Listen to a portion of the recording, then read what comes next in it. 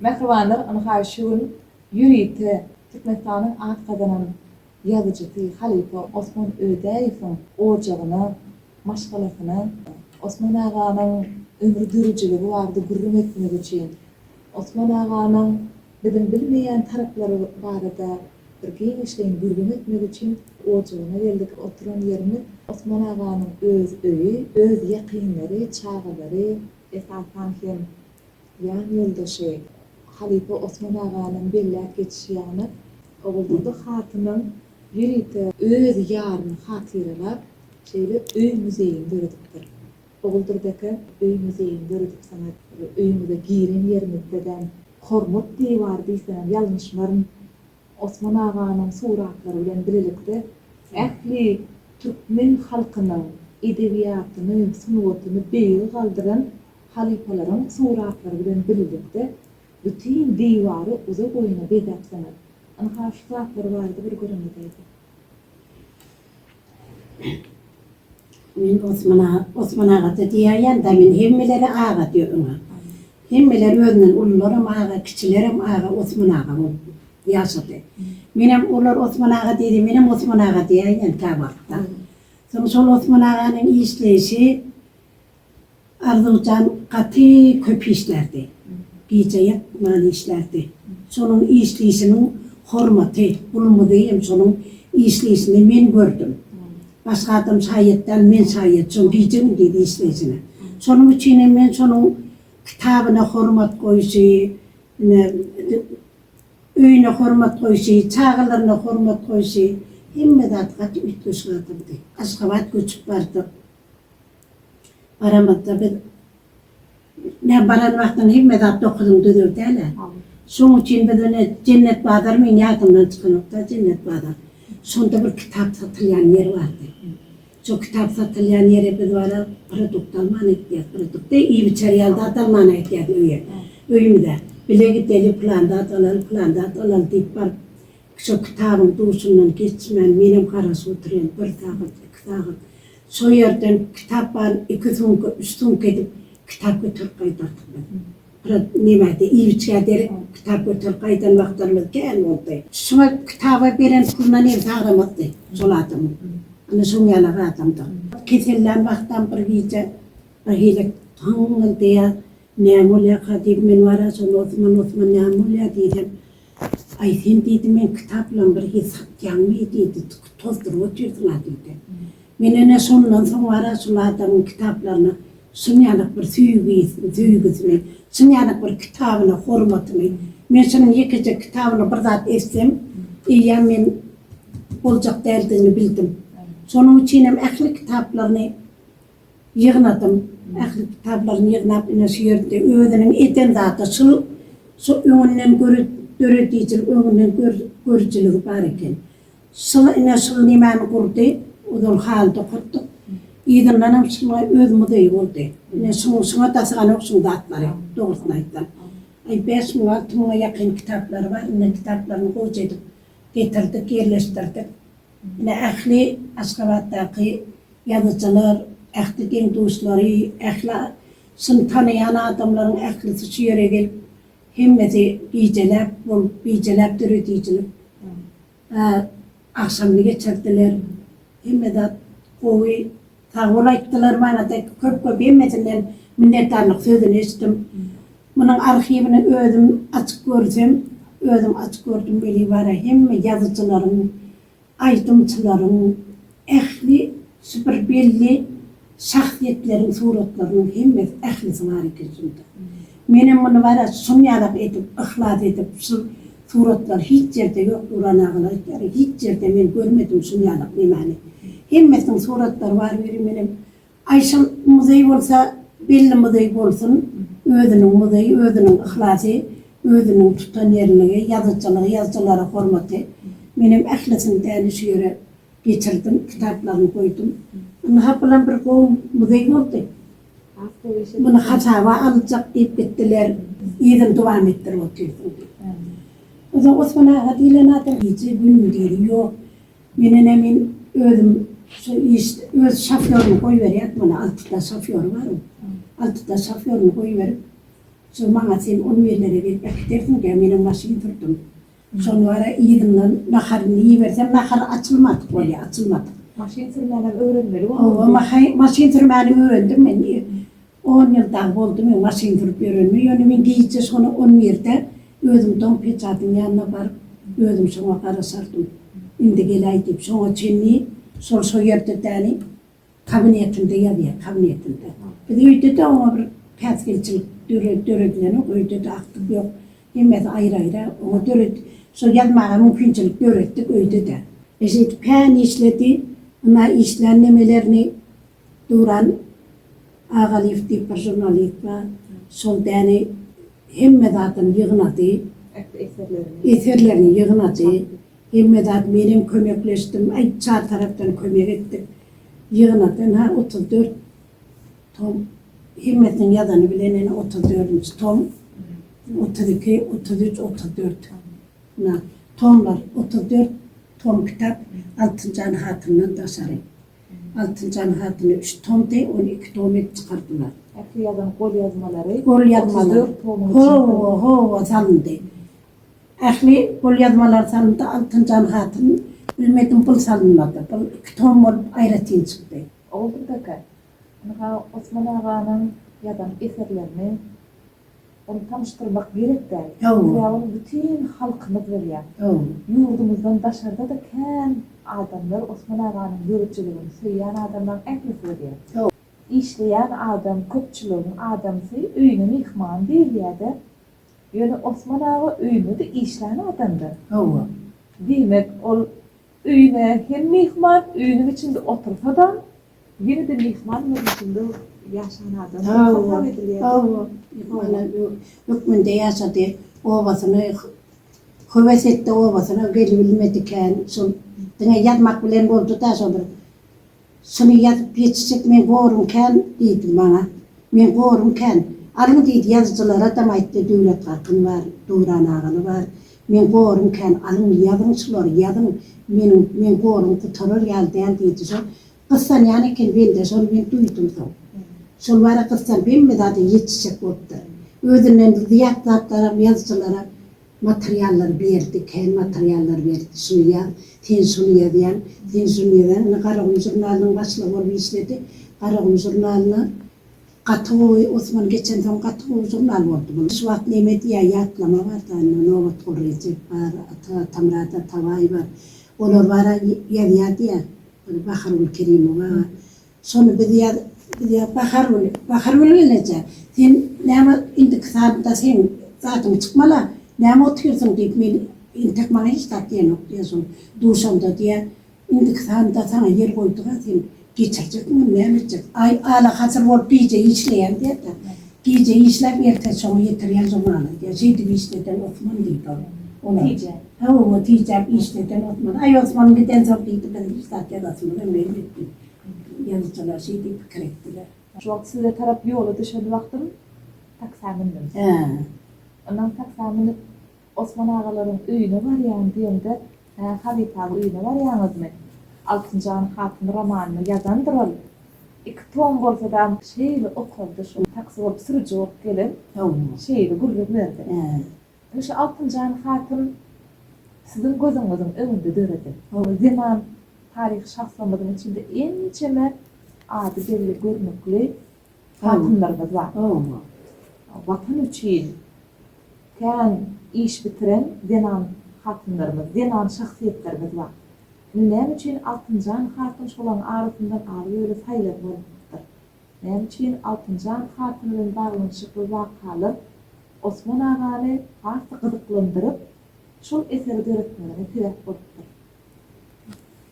Bilmedim de ama bu yılda yazıcılar geliyor şöyle, yazıcılar dörüdeyicilik akşamına, kurnak bir dörüdeyicilik akşamına yitiriyorlar. Sonda hemen yazıcılar Altıncı Hatın'ı şu ayağına ben dedim yazıptırımı kadıydık ben deyip hemen sonradan fikir ettiler. Altıncı Hatın deyip yine şunu aytmalı deyip yine onu toydu adam tane gurlanır aytta Altıncı Hatın'ı tüz Altıncı Hatın yerine düşürmeye son Osman Ağa'nın ayağını vurmak deyip. Bilmedim ben neyme sol Oradan men yöne Osman Ağa'nın yazmaklığı var da ardu. Hiç sonra peskelçilik öğretmek. Men dine son geltircek oldum. Yöne bir gedek aytdı, bir gedek o da. Men dedim bu çağalar olup geliyor. Osman kitabı koyanım yok dedim. Bu yönü yazıp yatırsınız, diyeceğim diye yazıp yatırsınız. Bu kim okuyacak mı ne? Bizim Suuda'yı daydık neyin vurka dedim. Şey dedim meleğin şey dedim. O toy dedi. Bana o toy diye yadım ki nimetten vakti. O kapının ağzına, şu kapının ağzına şimdi sen görüyorsun dedi. Kapının dedi, anırsında da yaşayış var dedi. Men şu vakit düşmedim o şey diyene. Men indi düşünyen, şu kapının anırsı, onun hazırki yaşayışta olmuş ekan. Hazırki yaşayışı. Yine hazır bu kitaplar bilen yaşayıp oturdu. Bu Allah can nime görmedim verip bir tarihte kalan adam oldu. Yine indi yaşayış devam et oturuyor, yaşayış devam et oturuyor, öyle yok oldu. Şu kapıdan anırdaki yaşayış var diyen yaşayışı şu vakit yaşayış ekan. Yine men sonradan şu vakit düşmedim. Şu vakit aytıydım bu nime dedik, bu yana diye koydum da. Son çağalar bilen hemmeti oğlancıklar bilen ki oğlan hem terbiyelemek ansat derler. İki baş bilen dik durmasam.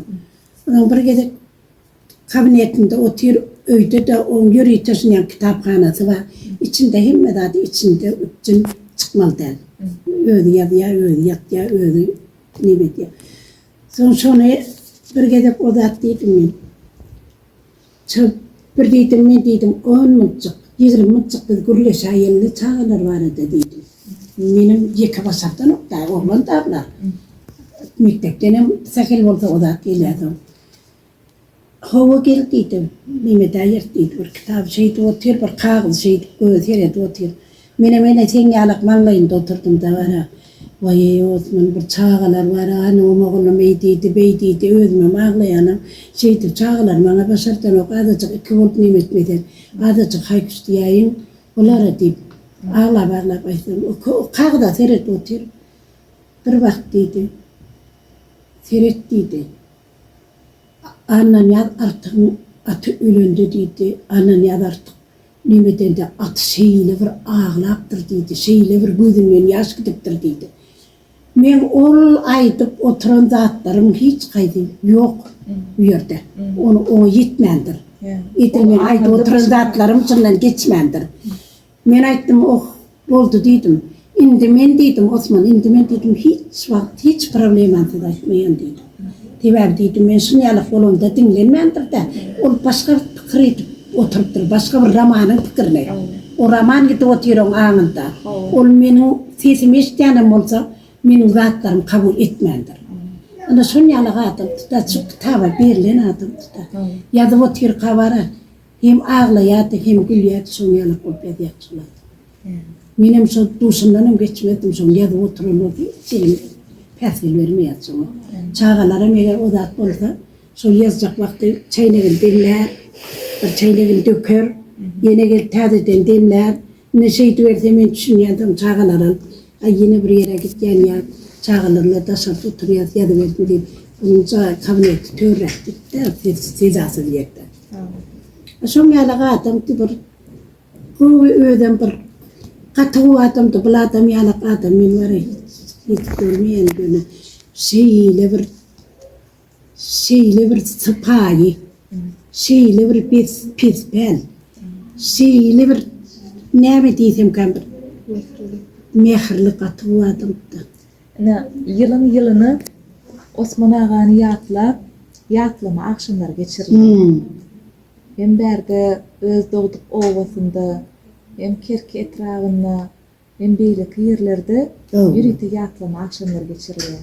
Şol yatlama akşamlarını birlen, ikilen der, üyüşüp, ähli dostları, ähli Osman Ağa'nı hormatlap, fiilap, yüreğinde hormat etyen adamlar, ählisi durmuşda tamamen bolsa, durmuşda enter salamelik bolman tanımadıgan bolsa, şol adamlar ählisi topar olup şol yatlama akşamlarına geliyor. Geldiler. Çok mani suratda öz Osman ağa bilen baglanşykly ýatdymalaryny bir-biri bilen paýlaşyp hem Osman ağanyň dörüjüligini ýatlaýar, hem Osman ağanyň nähili küýük häsiýetli adamdygyny ýatlaýar.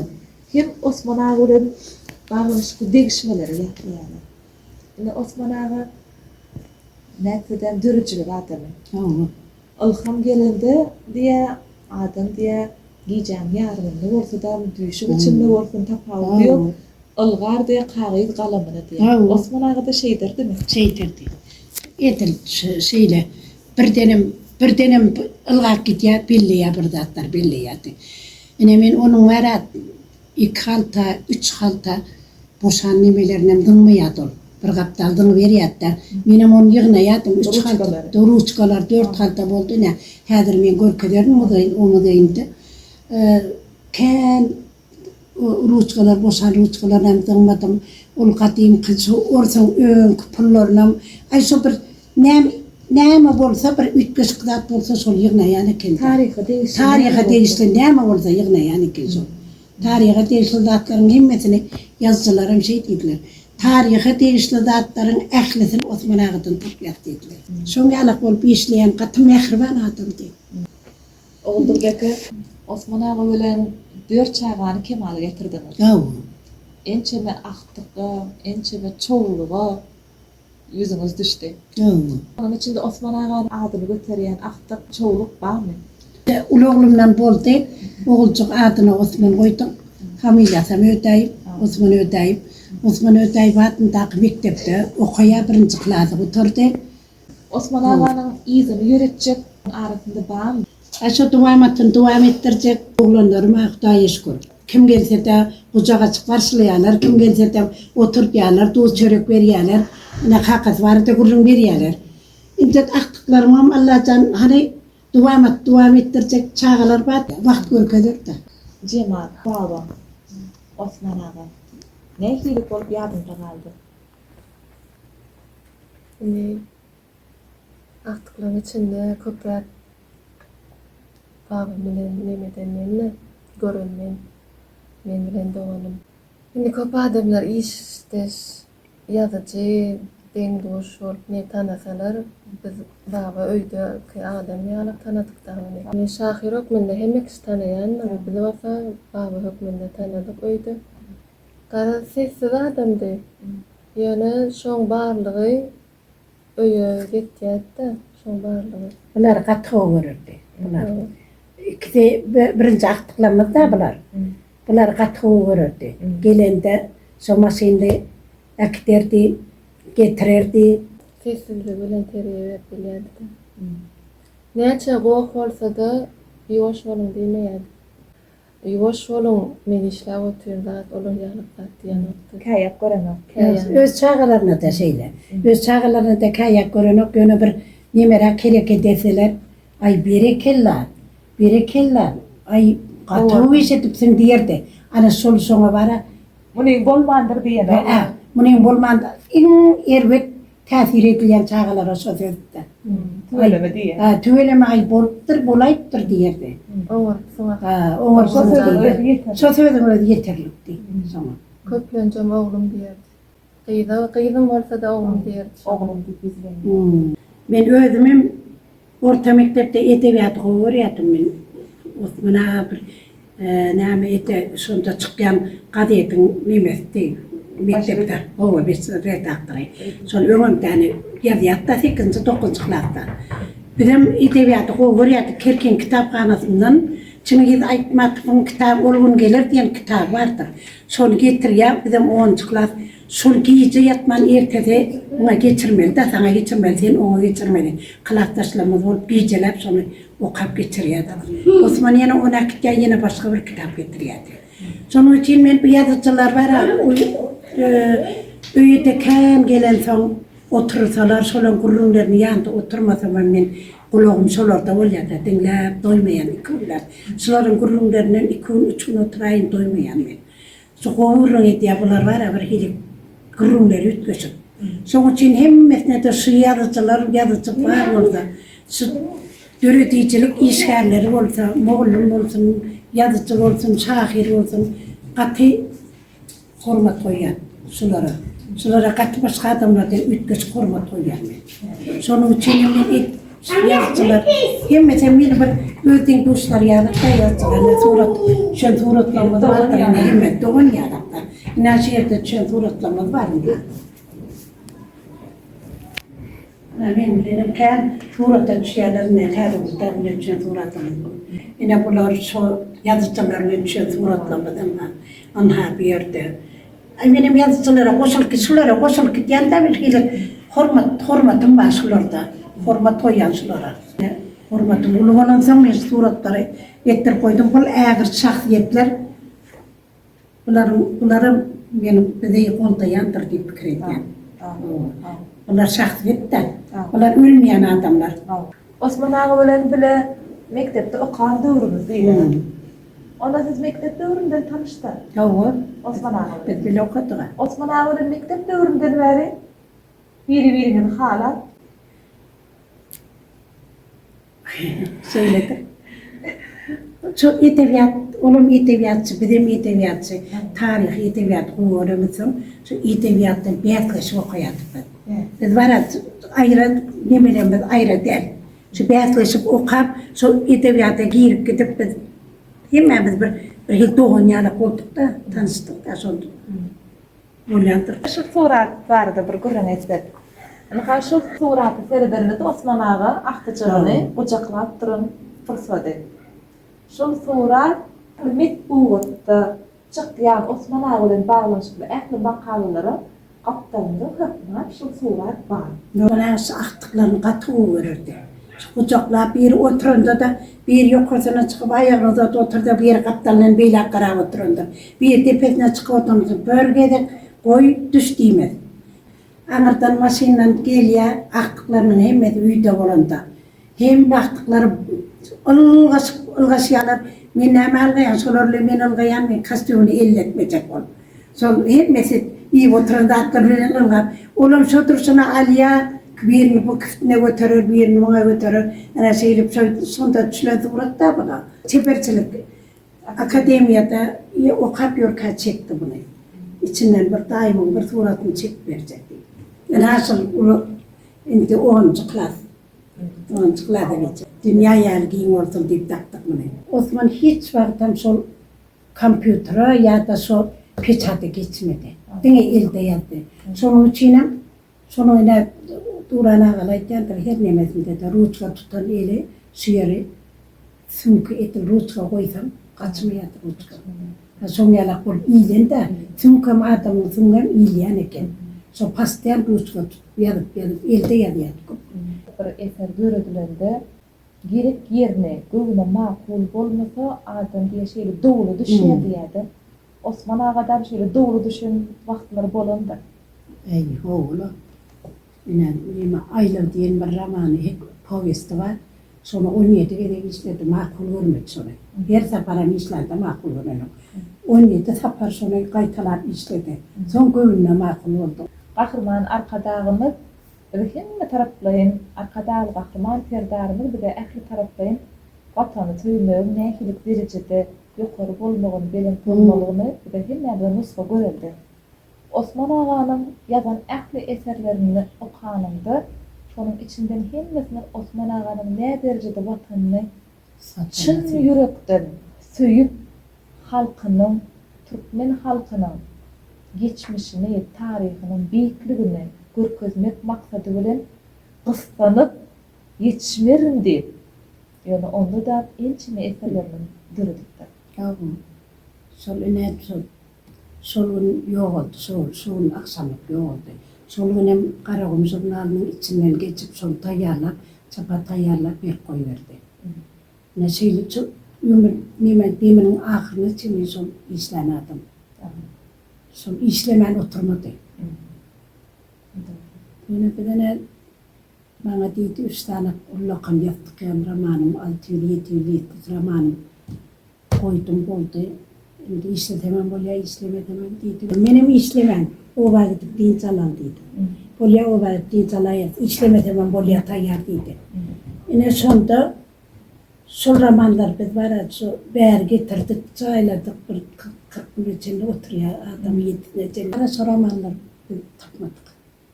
Getirdik. 3 roman yok oldu. Men şonu var son gününü görüp son gününe değmeyecek olup men şonu şu romanlarını yirtemin göreyim diyemedim. Katısı paylık bilen yaşadım da men. Onun 4 tane 5 tane koyu 2 seriyalı kinolar var. Onu men arxiva tavsırdım. İkbal deyip, İkbal Tinalar deyip. Kino olup çıktı. 5 tane kinosu var. O da onu İkbal Tinaları deyip, Hazina deyip, Tapakkan deyip, Sonyalık demeler 5 tane kinosu. Ben hem kinolarından koca edip uzat ettim de arxiva tavsırdım. Olkun diyen koşkine Ahmet Mehmetov yazıcı, Osman'a yok olan son yazılan koşku. Ak göbün pespel işlen, çeper ve ılma pikirlenmenin ustadı, ulu yazıcı Osman Öte'nin hatirasına yazılan koşku. Menim pestel yali, ol menden artık. Menim il tanıyar, ol senden artık. Olama bir afet, ol ondan artık. Bilýäňiz mi ol kim? Osman Öte'dir. Adalatly sese tutup kulağın, işleden kim yadamadık kalamın, kim ol pesbel oğlu Mecnun pelegin, yatla hem berkbelle Osman Öte'dir. Seyrek ol yar, onun kimin ulama, barsan kucak açar Tanrı salama, kadır koyyan her bir kerim kelama, ol halkın perdenti Osman Öte'dir.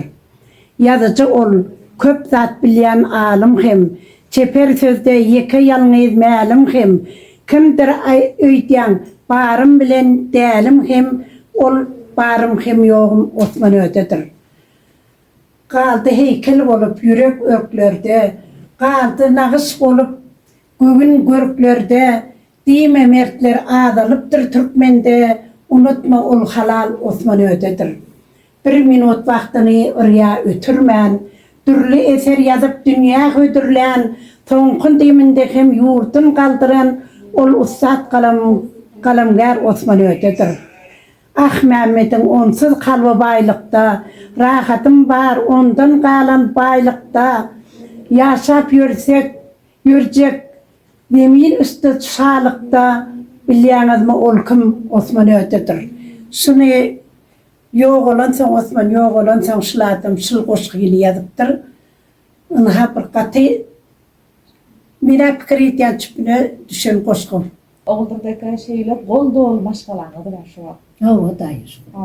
Madama öýüňiz çağlaryň gülküsinde dolu bolsa, Berekelle, sağ ol. madama öýüňizde Osman aga diýip gelýän adamlar ählisi edip Osman aga bar ýana duýsun. Yani şu gün sizin ocagyňyza gelip halifany durmuşda tanamatamam. Edip şonu ulen canlı ýagdaýda didarlaşan ýana bolýar. Sağ ol, sağ ol. Menden başga gelýän adamlaryň şeýlemi kadip pikir etýär. Sebebi Osman aga barada şeýle aýdylan gowy sözler ol ýerlerden aýdylmaýar.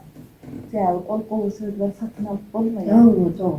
Osman aganyň şeýle ojagyny hatyralap, onun dürüjligini hatyralap, ebedileştirip şeýle saklaýanymyz üçin sağ bolsun aýtýar. Sağ ol. Oýmydama öýüňizde toý şartly gurupdyrsyn. Oýmydama öýüňizde Osman aganyň eserleriniň wasfy belintden ýanmazdy. Sağ ol. Sağ ol Ardoğan. Arkadaşlar prezidentimizden Hudaý ömrüde bolsun. Arkadaşlar serdarymyzyň can sağ bolsun. Olar ýaklap oteller her nimeden de ýyrnakda nimeden de ýaklap oteller minnetdar canlar sağ bolsun. Alparýan işler dogry üstünlikler gadandylar. İşler rowat bolsun. Senin hem işin rowat bolsun. Ardoğan. Sağ olun. Oğuldurdaki oňat günlerde, gol günlerde diýdarlaşyp Sağ ol. Sağ olun.